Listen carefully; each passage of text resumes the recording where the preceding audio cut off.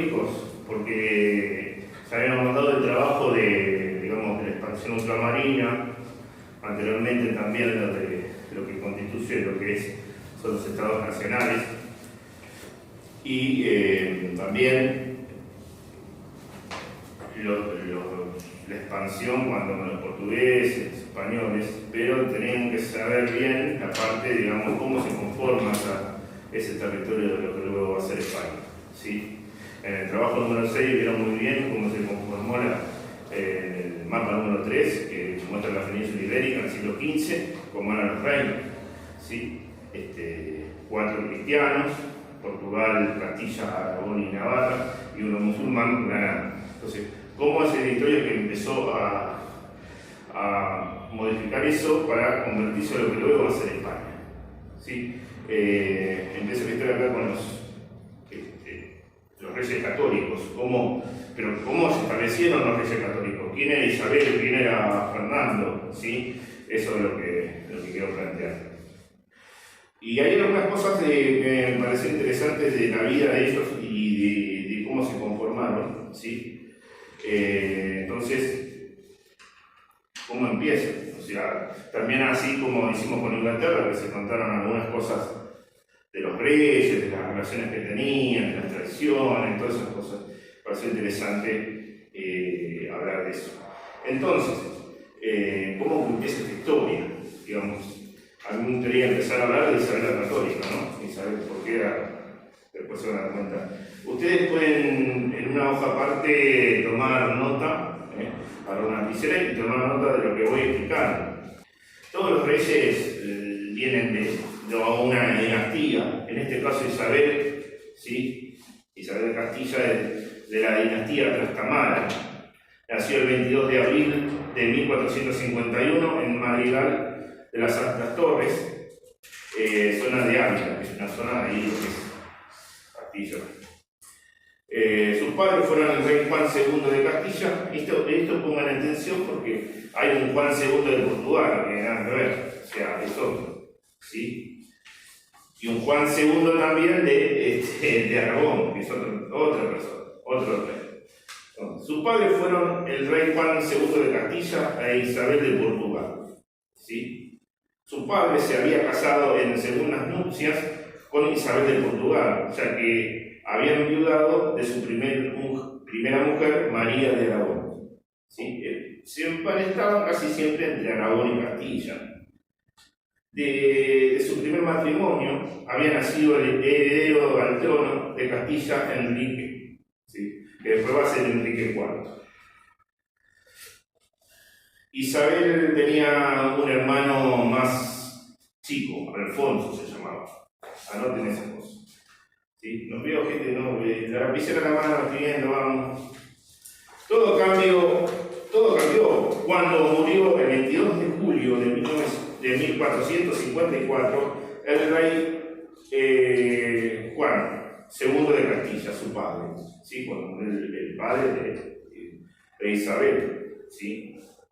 La reina viuda, o sea, su madre Isabel, se instaló con sus dos hijos, con Isabel y Alfonso, en el Castilla de Arévalo, con pocas comodidades y escasos bienes. O sea, medio como lo dejaron de lado a la segunda mujer, ¿sí? ¿Por qué? Porque porque después el hijo del primer matrimonio se crea rey, ¿sí? Tras el fallecimiento del rey, Enrique, hijo de su anterior matrimonio, tomó el trono de Castilla como Enrique IV. O sea, hay Enrique IV que hace como lo deja de lado, lo deja apartado a sus otros dos hermanos, con la viuda del rey, ¿sí? Pero el rey muerto, ¿sí? Entonces lo deja de lado. Es decir, lo manda a un castillo ahí, pero para que estén ahí, tranqui, pero controlados. Entonces, así tiene él tranquilo su reinado. Y hay algunas particularidades de Enrique IV de Castilla. Bien. En 1461, Isabel y su hermano Alfonso fueron obligados a ir a la corte segoviana. Segovia es de Segovia, una zona donde estaba la corte del rey. dejando en Arévalo a una madre demente. O sea, la madre de ellos estaba demente, la Isabel de Portugal, que se había casado con Juan II. Se quedó demente y así murió. Isabel no quería ir, Isabel Castilla, ¿no? Pero por presión y mandato de su medio hermano, el rey, terminó yendo. La esposa de Enrique IV, Juana de Portugal, se encontraba embarazada cuando los dos niños llegaron a Segovia. O sea, la esposa del rey estaba esperando que estaba embarazada, ¿qué estaba esperando? ¿Un qué? Un hijo. Pero aparte de un hijo, ¿un qué? Exactamente, un heredero. Va a esperar un heredero. O sea, es eso. Pero no nació un varón, nació una nena. Entonces va a ser, se va a llamar Juana. Sí, eso. Juana, como la madre. Juana, bien. Isabel y Alfonso fueron maltratados por la corte y la reina, o sea, los maltrataban porque los veían a esos dos como... Hubo algunos pensamientos de ellos como para mandarlos a matar, como pasó con los hijos de Enrique IV, no, de Eduardo IV de Inglaterra, que los mandaron a la torre, bueno, cosas así. A ellos también le querían hacer lo mismo. Había algunas confabulaciones como para matarlos, para que dejen el trono libre y decir, ya tenía el trono Enrique IV, lo que pasaba es que tenían a sus hermanos, y hay una expectativa de que ellos después confabulen contra el rey y le quieran sacar el trono, ¿se entiende? Entonces, hay algunos nobles que apoyan a Isabel desde el principio y hay otros que no. Entonces, no llegan a tocar a Isabel y a Alfonso porque estaban protegidos de alguna manera por los nobles y por la iglesia.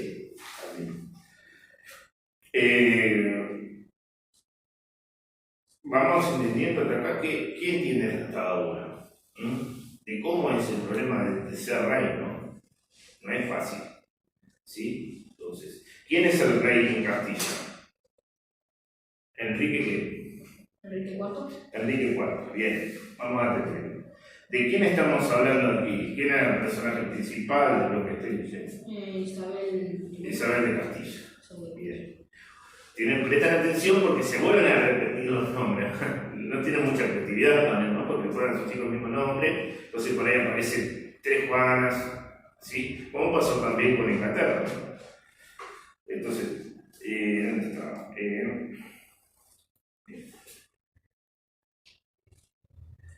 Bueno, estos fueron maltratados, Isabel y Alfonso, por la corte y la reina.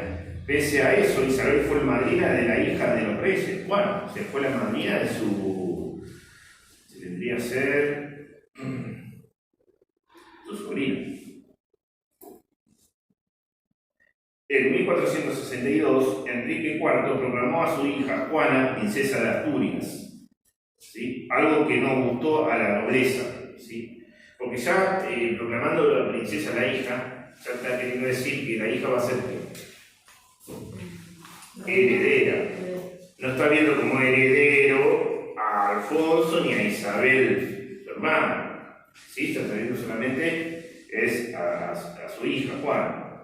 En 1465, su hermano pequeño Alfonso fue proclamado rey en la famosa farsa de Ávila. Farsa quiere decir que lo proclamaron rey como para dejarlo tranquilo, o sea, le dieron un título, ¿sí?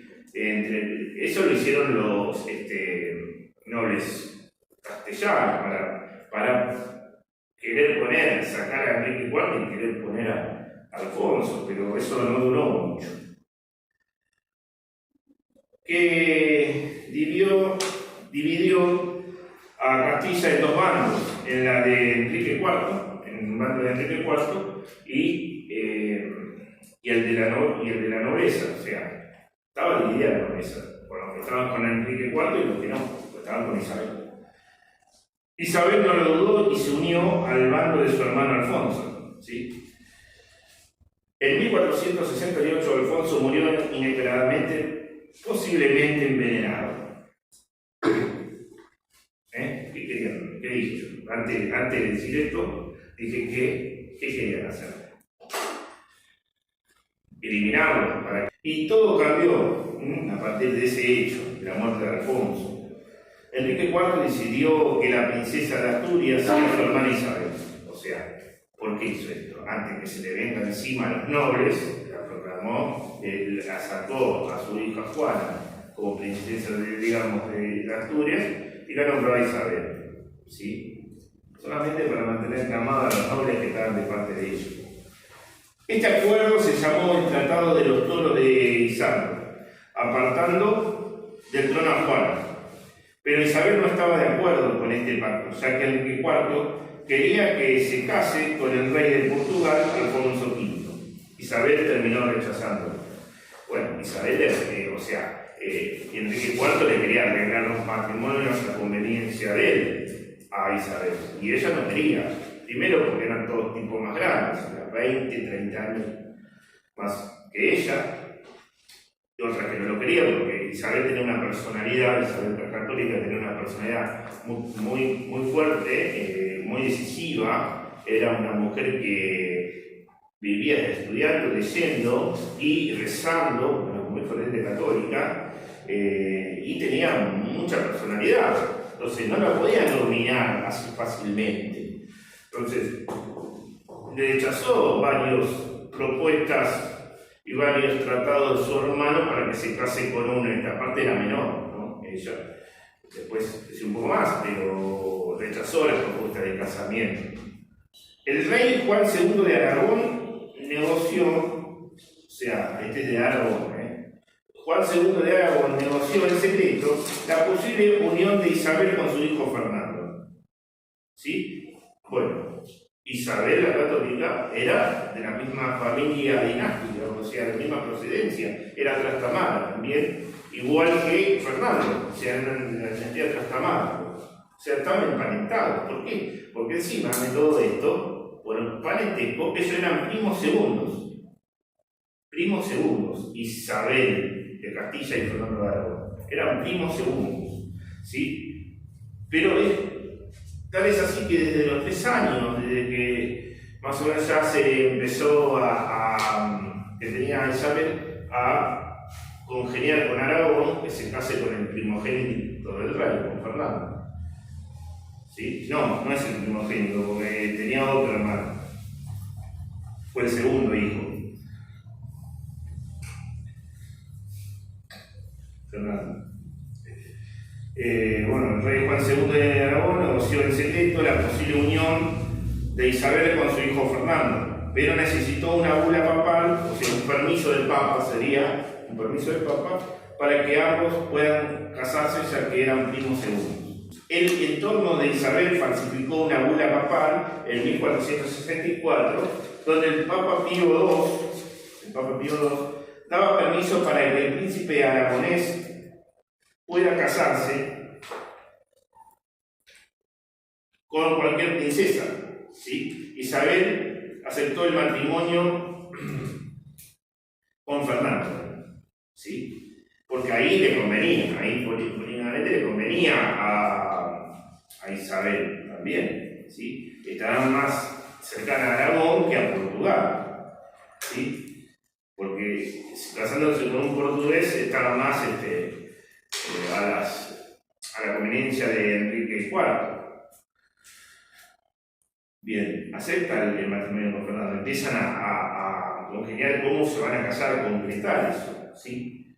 El 5 de marzo de 1469 se firmaron en secreto las capitulaciones, que son tratados matrimoniales. Isabel pidió permiso a Enrique IV para visitar la tumba de su hermano Alfonso en Ávila, ¿sí? Pero no, en vez de ir ahí, se fue a casar con Fernando en secreto. ¿Sí? No se fue para Ávila, se fue para Valladolid, ¿sí? Otra zona. El 19 de octubre de 1469, en la que Isabel le pidió permiso no por el nombre del otro, para ir a la tumba de su hermano Alfonso, en esa parte. Sí, pero se fue para ahí, ¿no? No, se fue a la boda para casarse. A casarse en secreto con su amante. Con Fernando. Bien. Bueno, El 19 de octubre de 1469 se casaron en secreto, ¿sí? Valladolid. Al enterarse de esto, Enrique IV entra en ira, o sea, se enoja mucho, y tiene durísimos enfrentamientos con Isabel, ¿sí? En 1470, Enrique IV rompe el pacto de Toros de Isandro, renombrando a su hija Juana princesa de Asturias, mientras la popularidad de Isabel iba en aumento, ¿sí?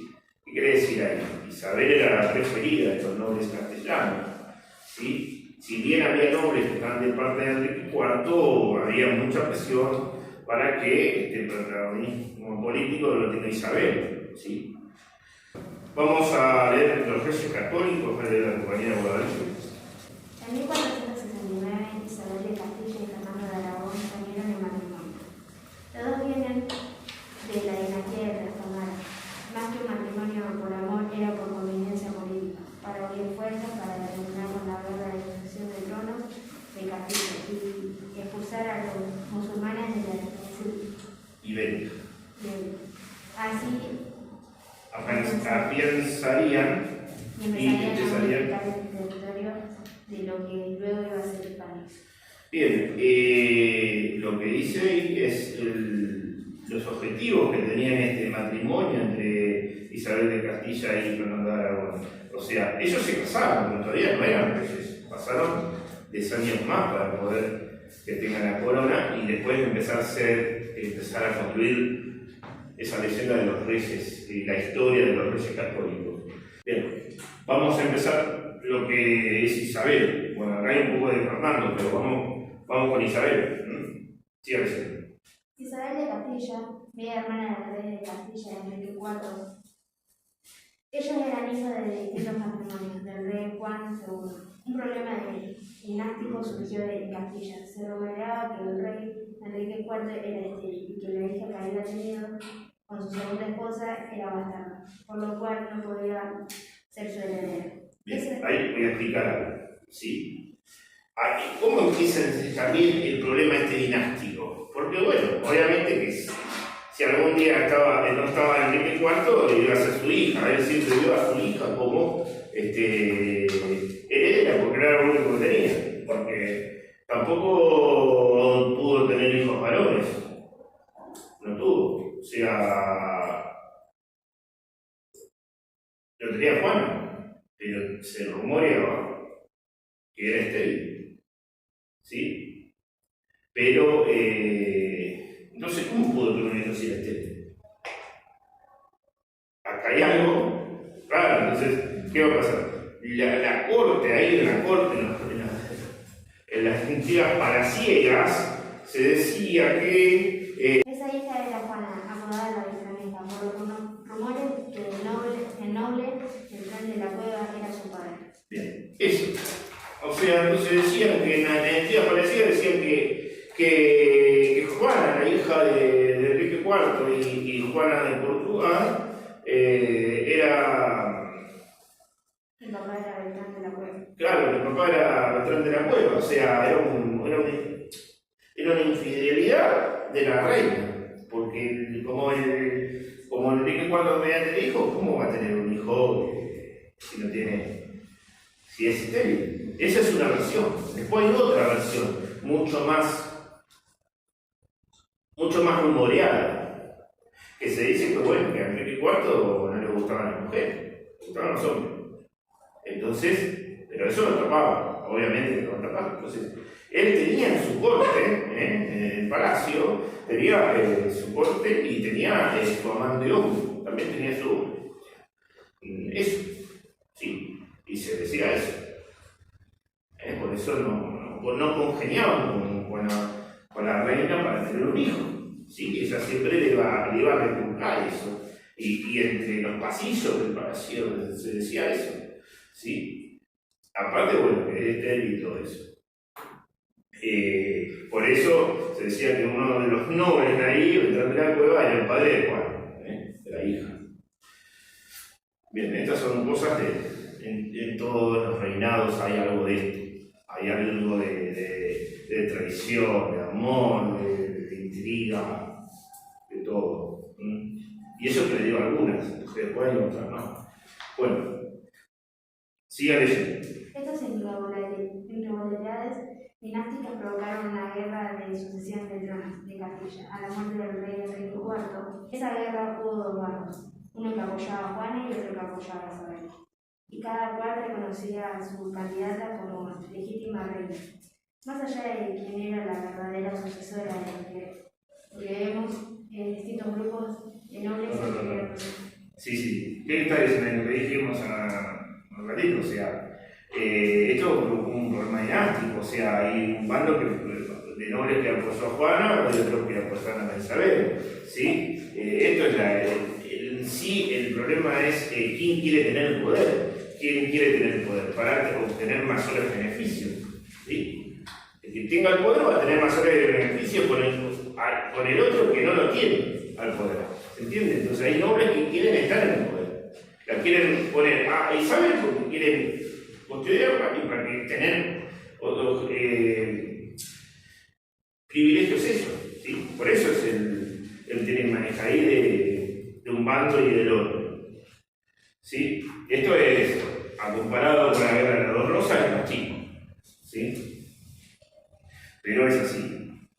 Todas son cuestiones de poder y de control político, de conveniencia política. Entonces, tengan en claro eso.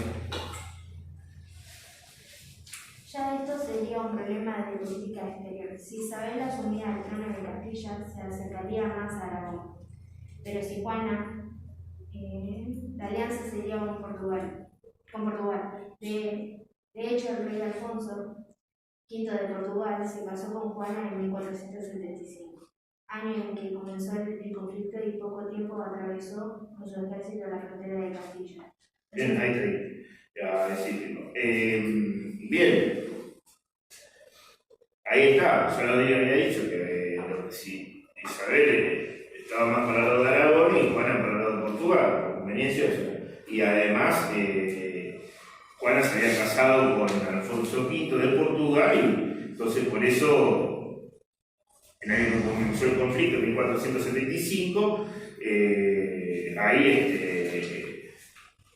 Alfonso entró con el ejército hacia Castilla, la frontera de Castilla, y ahí digamos que comenzó el conflicto, un enfrentamiento que duró 4 años, ¿sí? Hasta que en 1479 Isabel y Fernando derrotaron a los ejércitos de Alfonso y Juan, 1479. Ahí, ¿cuántos años pasaron desde que se casaron Isabel y Fernando? 10, ¿sí? Y ahí, en ese año, justamente también ocurre otra cosa.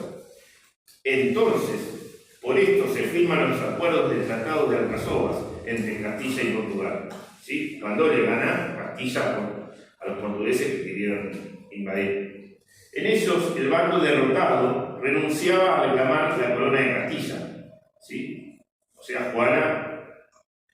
Pero también se establecía que el príncipe portugués se casaría con la primogénita de los reyes católicos, como una alianza futuro, y que los dos reinos reconocían mutuamente sus territorios sociales. O sea, esta victoria fue trascendental, ¿sí? Si hubieran ganado los portugueses, hubiera sido otra historia, ¿sí? Pero ahí también hay un matrimonio ya político, porque sí, el primogénito o príncipe portugués tenía que casarse con quién. Bueno. No, si era la madre. La unión entre Alfonso V y Juana iban a ser un príncipe, ¿sí? Entonces, Juana y Alfonso pierden la batalla con Castilla, frente a Isabel y Fernando. Entonces, el Tratado de Alcazovas que dice que el bando derrotado, o sea, Portugal y Juana, no reclamaban el trono de Castilla.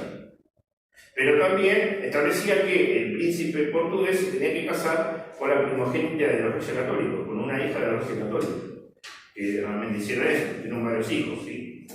La tercera era Juana de Aragón. Y después, la cuarta, después tuvieron una hija que fue Catalina de Aragón, que fue la esposa de Enrique VIII de Inglaterra. ¿Sí? Bien. Entonces, eso es lo que se armó. O sea, entonces, ahí ¿qué pasa? Concluye uno de los primeros objetivos. ¿Cuál es el primer objetivo? Lo dije al principio.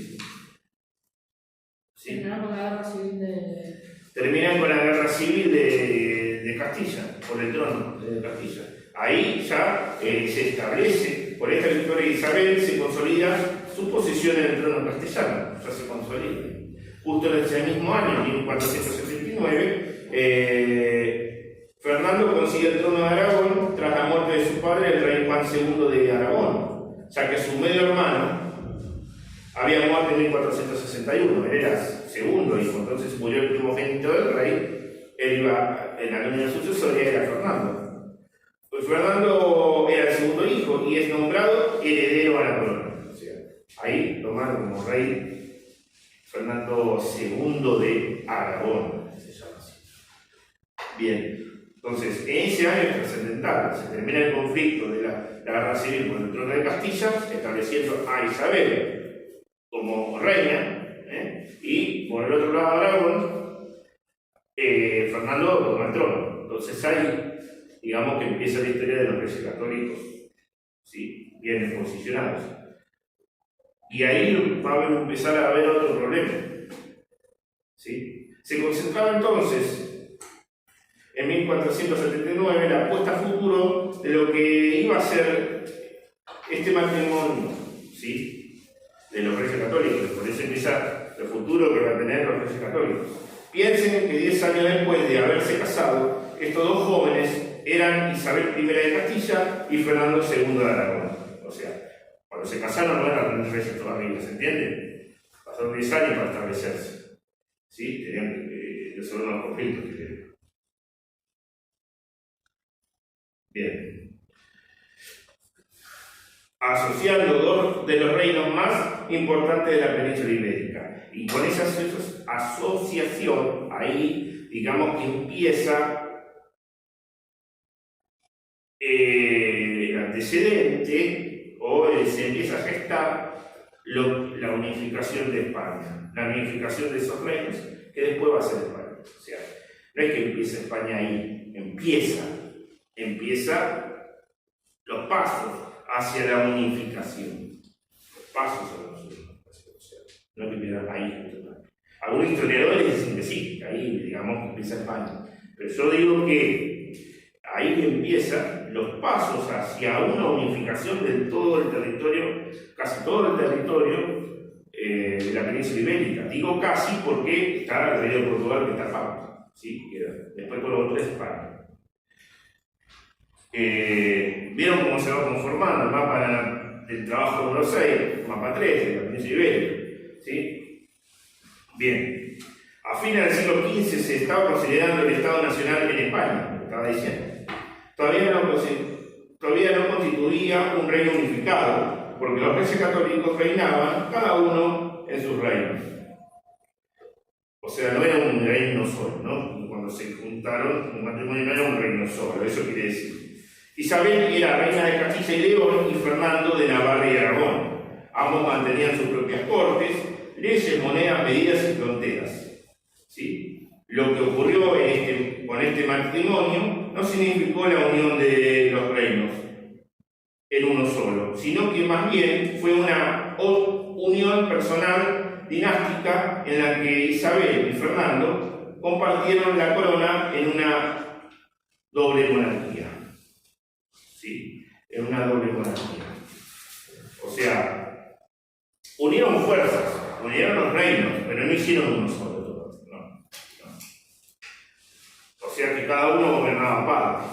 ¿Sí? O sea, gobernaban, pero cada uno se ocupaba de su reino y unían fuerzas. Castilla mantuvo una posición privilegiada, era la más fuerte. De lo que fue la política interna, el objetivo principal de los reyes católicos era aumentar el poder real en sus territorios. Viniendo de una guerra civil tenían que desplazar a los nobles que se habían rebelado en contra de ellos, centralizar el gobierno, mejorar la recaudación de impuestos y garantizar el orden. En Castilla se pudo realizar medidas más concretas para esto, ¿sí? para garantizar el control. Sería la creación de la Santa Hermandad, una fuerza armada local para custodiar los caminos y las zonas rurales, ¿sí? Y custodiar y perseguir a los opositores. La autoridad real castellana terminó siendo mucho más fuerte que el Reino de Aragón, el cual estaba conformado por territorios descentralizados, con mayor autonomía y donde los intentos de reformas fueron más difíciles o fracasaron. Igualmente, o sea, ¿por qué? Porque la corona de Castilla, ¿sí? El Reino de Castilla era centralizado con sus territorios, y en el caso de Aragón era descentralizado con sus territorios, o sea, tenía una cierta autonomía esas partes de Aragón, del Reino de Aragón. De todos modos, los reyes católicos trabajaron en ambos reinos hacia el mismo objetivo, apoyándose en funcionarios letrados, calificados y en los sectores de la nobleza que se habían mantenido unidos a ellos durante las épocas de inestabilidad.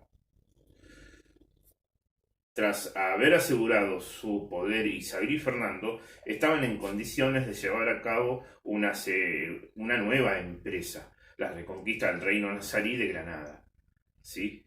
Que es musulmán. O sea, este sería el segundo objetivo que se propusieron los reyes católicos, sería la reconquista de Granada, ¿sí?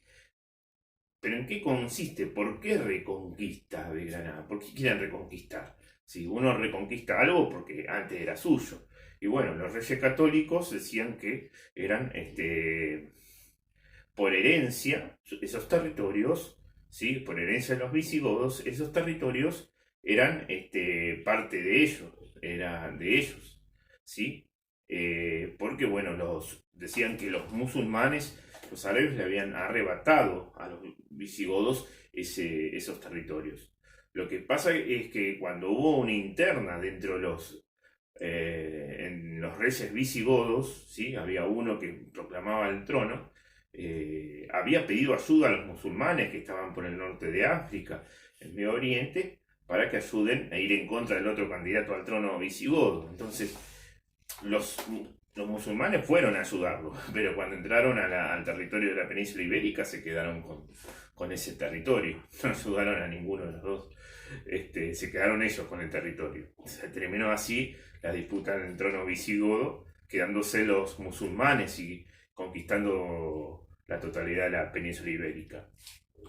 Entonces, ¿cuáles son esos antecedentes? Los árabes de la religión islámica o musulmana impusieron su presencia en la península ibérica cuando derrotaron a los visigodos en el año 711, cuando pasó esto, ¿sí? Cuando se quedaron con el territorio. Y los españoles lucharon casi desde ese instante por reconquistar sus dominios. O sea, desde ahí lucharon los castellanos, aragoneses, por recuperar ese territorio. Este objetivo empieza a ser realidad cuando los árabes pierden la unidad política del califato de Córdoba en el siglo XI. Este califato, bueno, se fragmenta en distintos reinos y que comienzan a ser derrotados uno a uno, y también se peleaban entre ellos por el territorio, por el poder. Entonces, bueno, aprovecharon los españoles, digamos, a los ibéricos a sacarle este territorio. Ya en 1250 solo quedaba en poder de los árabes la ciudad de Granada. Antes, obviamente, que los portugueses también habían sacado gran parte de la península ibérica mucho antes que los castellanos lo hicieron los portugueses. Le sacaron a los musulmanes, a los árabes, grandes territorios.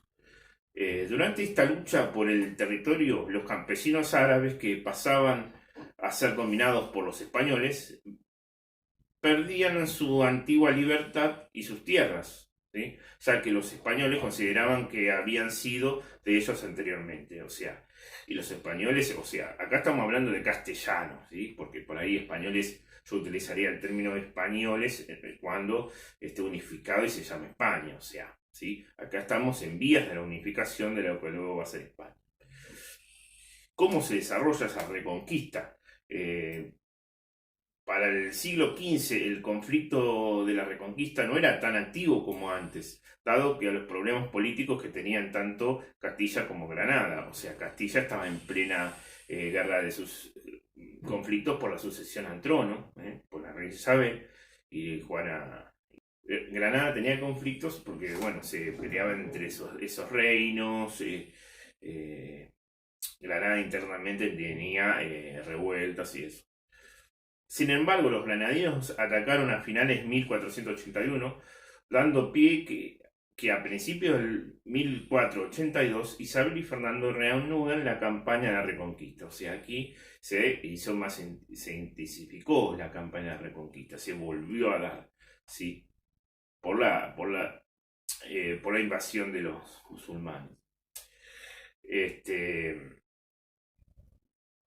Esta fue la Guerra de Granada, se llamó la Guerra de Granada, duró 10 años, hasta que en 1491 el rey de Granada, Boabdil, firmó la capitulación, se rindió, se rinde hacia el ejército castellano, que es el más poderoso. En enero de 1492, los reyes católicos entran triunfantes en la capital del reino de Granada, y este territorio es incorporado a la corona de Castilla. En principio, se acordó con los moros garantizar la libertad de culto, la lengua y costumbres para esto, pero esto no duró mucho tiempo, porque bueno, en realidad los reyes eran católicos y querían imponer el catolicismo, el cristianismo en la península ibérica, ¿sí? Y persiguieron tanto a musulmanes como a judíos. Los descontentos por las presiones políticas, económicas y religiosas terminaron en una rebelión, ¿sí?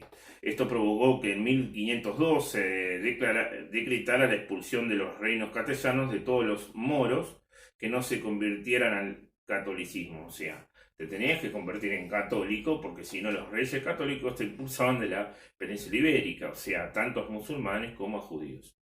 Y a los que no se convertían al catolicismo, al cristianismo, les sacaban sus propiedades y lo desterraban. Esta medida representaba un rechazo a la diferencia religiosa y buscaba homogeneizar a la sociedad, o sea, bajo el cristianismo, bajo el catolicismo. Tenía antecedentes claros. En 1492 se había producido la expulsión de los judíos utilizando el Tribunal de la Santa Inquisición, que perseguiría y eliminaría a los judíos. Ya antes, en 1478 y en 1483, había aparecido la Inquisición en Castilla y Aragón, respectivamente. Los reyes católicos fueron los que revivieron este tribunal, que estaba encargado de juzgar a los bautizados considerados heréticos o falsos conversos, ¿sí?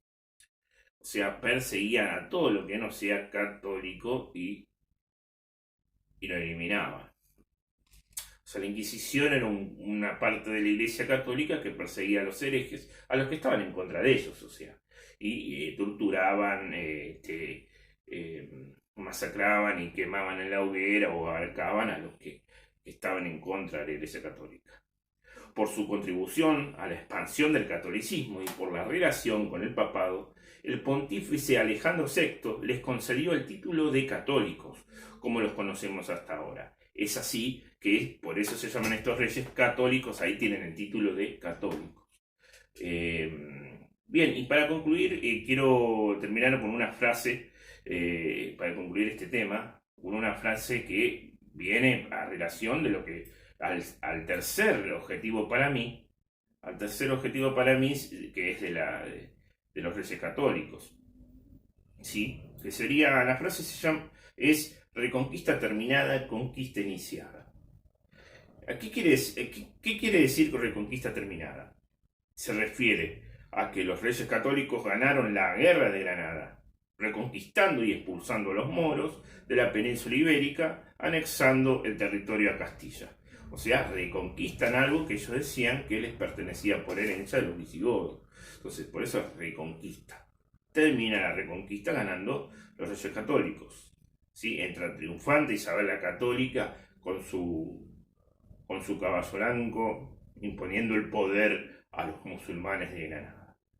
Bueno, ¿y a qué se debe conquista iniciada? Y ahí se debe al otro objetivo primordial, que era que Isabel y Fernando aceptaron permitir y financiar, parcialmente, porque la mayoría de la financiación fue gracias a los burgueses, al aporte de la burguesía para realizar este viaje arriesgado en su momento, expedición que Colón les proponía para llegar a las Indias Orientales, lo que luego terminó en encontrar un nuevo mundo para los europeos, ¿sí?